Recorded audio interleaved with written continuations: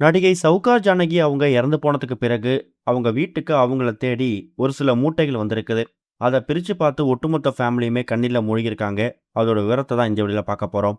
தமிழ்ல மட்டும் இல்லாம பலமொழி திரைப்படம் நடிச்சு ஃபேமஸா வலம் வந்தவங்க தான் நடிகை சௌகார் ஜானகி. 94 வயசு ஆகியிருந்த சௌகார் ஜானகி அவங்க கடந்த வாரம் உடல்நல பிரச்சனை காரணமா காலமாயிட்டாங்க. 400க்கும் மேற்பட்ட திரைப்படங்கள்லயும் 300க்கும் மேற்பட்ட மேடை நாடகங்களையும் இவங்க நடிச்சிருக்காங்க. அது மூலயமா பல கணிசமான சொத்துக்களையும் இவங்க சேர்த்து வச்சிருக்காங்க.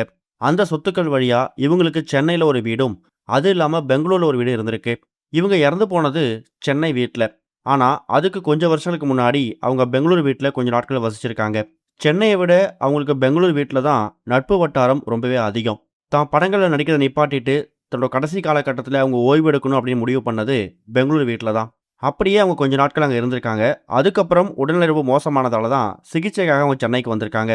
கடைசி காலகட்டத்தில ரொம்ப போராடி சுவாச பிரச்சனையால பாதிக்கப்பட்டு தான் அவங்க இறந்து போயிருக்காங்க. அடிக்கடி தன்னோட பெங்களூர் வீட்டுக்கு அவங்க போணும். தன்னோட பொருட்கள் எல்லாமே அங்க தான் இருக்கு. தனக்கு அதுதான் கன்வீனியன்ட்டா இருக்கும் அப்படிங்கிறத தன்னோட ஃபேமிலி மெம்பர்ஸ் கிட்ட அடிக்கடி அவங்க சொல்லிக்கிட்டே இருப்பாங்களாம். ஆனா, இப்போ அவங்க இறந்து போனதுக்கு பிறகு பெங்களூர் வீட்ல அவங்க பயன்படுத்தின பொருட்கள், அவங்க திங்ஸ் அது எல்லாமே அப்படியே இருந்திருக்கு.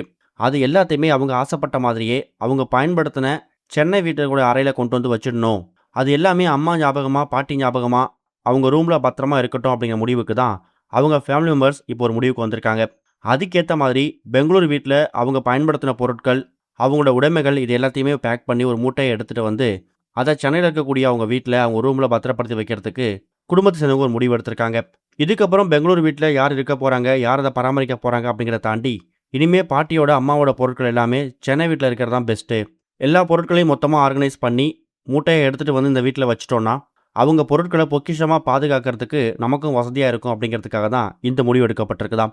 அப்படி பேக் பண்ணி வந்திருக்கக்கூடிய அந்த மூட்டைகள், அந்த பொருட்கள்லாம் பார்த்துட்டு, சவுகார் ஜானகி அவங்க பயன்படுத்தின எல்லா பொருட்களையும் ஒண்ணு ஒண்ணா எடுத்து பார்த்து, ஒட்டுமொத்த ஃபேமிலியும் கண் கலங்கி அழுதுருக்காங்க. இது ஒரு பக்கம் இருக்க, நடிகர் அஜித் அவர்கள் பிரம்மாண்டமான பட்ஜெட்ல பேன் இந்தியா படத்துல ஃபர்ஸ்ட் டைம் நடிக்க போறாராம். அந்த படத்துக்கான இயக்குனர் இவர்தான் அப்படிங்கிற மாரி ஒரு தகவல் வந்திருக்குது. தமிழ் சினிமால தல அப்படிங்கிற மாரி ரசிகர்களால் கொண்டாடக்கூடியவர் தான் நடிகர் அஜித். இப்ப படத்த விட்டுட்டு கார் ரேஸ்ல கவனம் செலுத்தி வந்துட்டு இருக்காரு. ரீசெண்டா கூட கார் ரேஸ்ல பிஸியா இருந்திருக்காரு. இந்த நிலையில இவரோட அடுத்த படத்துக்கான படப்பிடிப்பு செப்டம்பர் மாசம் ஆரம்பிக்க போகுது. அந்த படம் முடிஞ்ச கையோட அடுத்ததா வெங்கட் பிரபு இயக்கத்துல ஒரு படத்துல நடிக்க போறாராம்.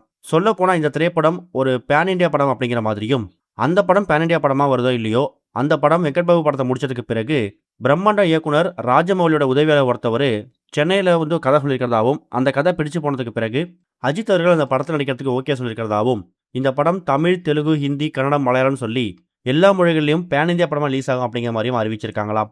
இது வரைக்கும் கனெக்டிங் டிவிக்கு சப்ஸ்கிரைப் பண்ணனா மறக்காம சப்ஸ்கிரைப் பண்ணிக்கங்க. உடனடி அப்டேட்ஸ் பெறுவதற்கு நோட்டிஃபிகேஷன் பெல்லையும் கிளிக் பண்ணிக்கங்க.